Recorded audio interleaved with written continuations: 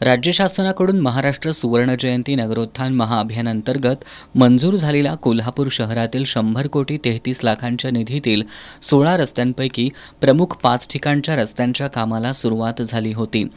जनतेच्या रेट्यामुळे 31 मेपर्यंत 5ही रस्त्यांचं काम पूर्ण केलं जाणार असल्याचं महापालिका प्रशासन आणि ठेकेदार कंपनीने सांगितलं होतं। या 5 रस्त्यांपैकी निर्मिती कॉर्नर ते कळंबा कारागृह या रस्त्याचं काम पूर्ण होत आलंय। मात्र इथल्या वळणाजवळ सुमारे 90 फुटांच्या रस्त्याचं काम आजही अपूर्ण राहिलंय। मिरजकर तिकटी ते नंगीवली चौक या एकमेव रस्त्याचं काम पूर्ण झालंय।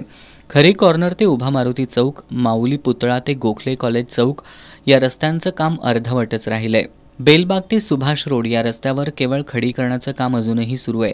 त्यामुळे 31 मेपर्यंत 5ही रस्त्यांचं काम पूर्ण करण्यात ठेकेदार कंपनी आणि महापालिका प्रशासन साफ अपयशी ठरली आहे।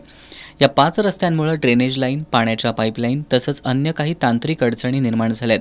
या अडचणी दूर करून येत्या 5 ते 6 दिवसात या रस्त्यांचं काम पूर्णत्वाला येईल असं महापालिकेचे शहर अभियंता नेत्रदीप सरनोबत यांनी सांगितलं।